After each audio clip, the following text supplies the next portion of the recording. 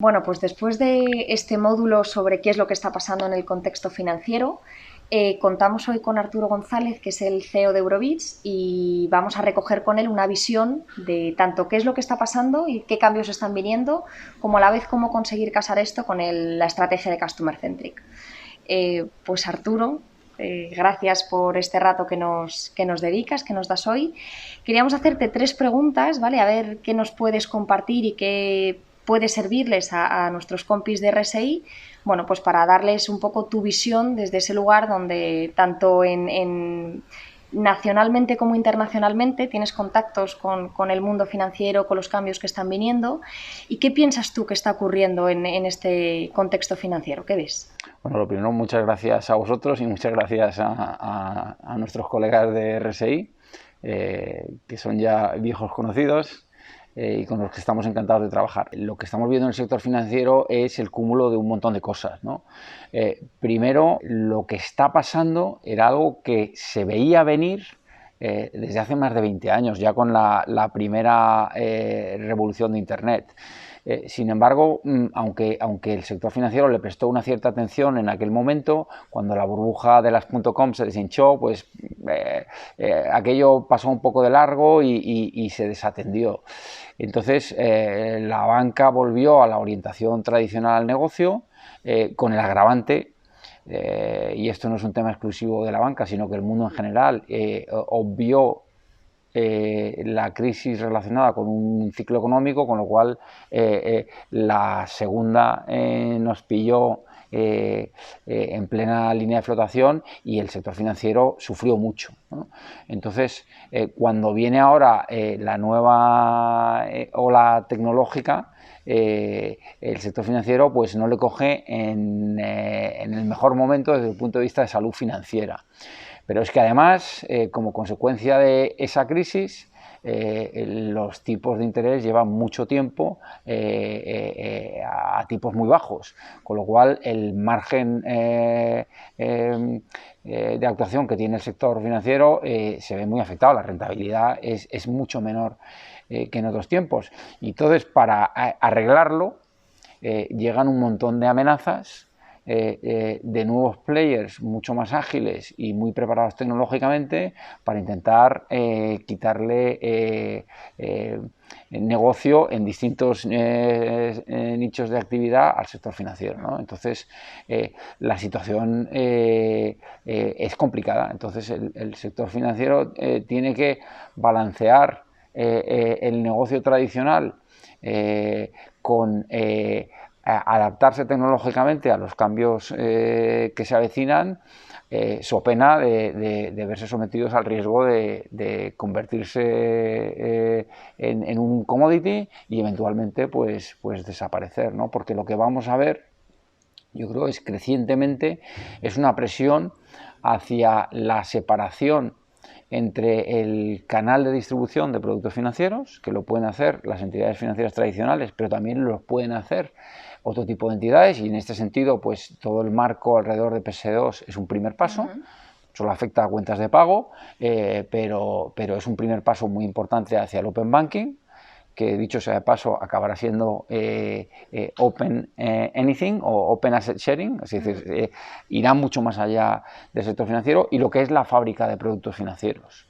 Entonces, bueno, pues por una parte, en la vertiente de la fábrica va a haber unas presiones de economía de escala brutales, con lo cual mucha presión hacia que en el futuro en Europa haya un número muy reducido de fábricas de productos financieros. Sin embargo, en el mundo de la distribución pues hay espacio para más players, porque los clientes son muy distintos, requieren distintos tipos de productos según sus necesidades, etcétera, y entonces ahí hay lugar para mucho más jugadores. Pero bueno, a mí hay una frase que me encanta, y es que lo único que no se puede predecir es el futuro, con lo cual hay que jugar un poco con las amenazas y con las realidades e intentar que la suerte nos acompañe y escojamos el camino adecuado, ¿no? Veremos si esto nos sirve para la tercera pregunta que teníamos preparada. Con todo esto que nos cuentas, con este nuevo, vamos a decir, espejismo de lo que podría venir y de lo que se puede fraguar en este sector, RSI es una compañía que ahora mismo está apostando por una estrategia de Customer Centric, donde lo que va a hacer y el planteamiento que tiene es, bien, vamos a adaptarnos a ser competitivos en este margen donde hay nuevos players y todo esto, y a la vez vamos a estar mirando junto al cliente cuál es esa necesidad para que la adaptación sea pues mucho más de partnership. ¿Cómo ves que pueden casar estas dos cosas? Porque por un lado el miedo está en, vale, yo me centro en lo que está pasando contextualmente, intento poner todos mis recursos, todas mis herramientas para conseguir sacar de ahí medios, futuro y todo esto, y a la vez, pues a veces es, perdonadme, a veces es como una especie de bicefalia, como dos pensamientos, donde unos son cliente y otros son desarrollo. Entonces, ¿cómo podrían aunarse? ¿Cómo ves tú que podrían casarse la adaptación a este mundo que tú planteas, que tú ves, y a la vez una mirada hacia el cliente permanente? Bueno, vamos a ver, una cosa es evidente, el cliente ha cambiado y ha cambiado muchísimo. Podemos reflexionar sobre por qué se ha producido ese cambio, pero la realidad es que al cliente, por un lado, le hemos maleducado mucho, y en el sector financiero en particular, donde se ha fomentado la promiscuidad de los clientes, favoreciendo a los nuevos frente a los tradicionales. Entonces, al cliente le hemos maleducado, pero es que además el cambio tecnológico, Internet, etcétera, ha facilitado mucho que el cliente también se cambie. Ya no es que tengo que ir a una sucursal, retirar el efectivo, llevármela a otra cuenta. Ahora cambiar de banco es mucho más sencillo. Además, digamos que ha habido muchos cambios regulatorios destinados a fomentar la competencia en el sector financiero. PSD2, que he comentado antes, es uno de ellos, pero hay muchos más. Entonces, el cliente es distinto. Primero, ya no siente el apego que tenía con sus proveedores y especialmente con las entidades financieras, por lo que he dicho de que se ha fomentado la promiscuidad.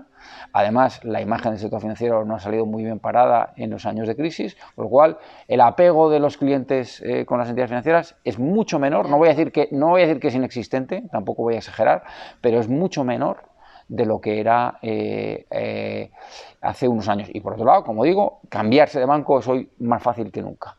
Entonces, ¿qué es lo que tenemos que hacer? Pues yo creo que lo que hay que hacer es conocerle lo mejor posible para poder ofrecerle los servicios más adecuados a sus necesidades. Yo personalmente, pero puede ser ignorancia porque no es mi terreno, no soy muy amigo de preguntar al cliente qué es lo que quiere. Hay una frase que me encanta de Ford, y es que si le hubiéramos preguntado a los clientes qué querían, hubieran dicho caballos más rápidos, ¿no? Entonces muchas veces el cliente no sabe lo que quiere. Entonces la respuesta a eso es, como he dicho, conocerle mejor. ¿Y cómo le podemos conocer mejor? A través de la tecnología. Tenemos un montón de información sobre nuestros clientes, las entidades financieras en particular, que se ha minusvalorado e infraexplotado hasta ahora. Afortunadamente ahora hay un gran foco en el Big Data, en la analítica de datos, etcétera, que además ahora, gracias a PSD2 y otros cambios regulatorios y no regulatorios hacia el Open Banking, pues, y hacia el Open Asset Sharing, porque también podemos conocer la actividad del cliente en sectores no bancarios, pues tenemos una foto mucho mayor del cliente. Entonces lo que tenemos que hacer es una inversión importante en tecnología y en conocimiento para poder explotar esos datos de manera que podamos conocer lo mejor posible qué es lo que le vendría bien al cliente. Pero tiene que haber inteligencia de negocio, no es, oye, ¿qué quieres? Y a ver qué te doy. No, es inteligencia de negocio. Oye, estamos viendo que estas necesidades potenciales del cliente, de las cuales a lo mejor él ni siquiera es consciente, y entonces, pues, ahí pues hay un ejercicio muy interesante de creación de nuevos productos, algunos genéricos, otros a medida, etcétera, etcétera, ¿no? Entonces yo creo que esa es la manera de casar ambas cosas. Genial. Y eso que comentábamos antes bueno, pues imaginando un futuro posible, aunque no es predecible, ¿no? Es como lo último predecible hasta el momento. ¿Qué consejo darías a RSI en este caso? Mirando el futuro, ¿qué consejo das? ¿A RSI o a cualquier organización que esté en este sector? Sí, te iba a decir que el consejo a RSI no sería muy distinto. Bueno, RSI tiene una particularidad, que no es una entidad financiera, pero es una empresa de servicios que podríamos decir que es el brazo tecnológico de un conjunto de entidades financieras, pero también está abierta, y así lo hace, y con mucho éxito, a ofrecer esos servicios tecnológicos a otras entidades financieras que están fuera de su ámbito natural, ¿no? de las cooperativas. Eso es. Bueno, yo lo que creo es que hay que estar preparado para ser muy ágil. Yo creo que se avecinan potencialmente cambios enormes, algunos de ellos de dimensión, de proporciones potencialmente bíblicas. Entonces lo que hay que es soltar el mayor lastre posible e intentar poder adaptarse al cambio lo más rápido posible, porque no sabemos cómo va a ser.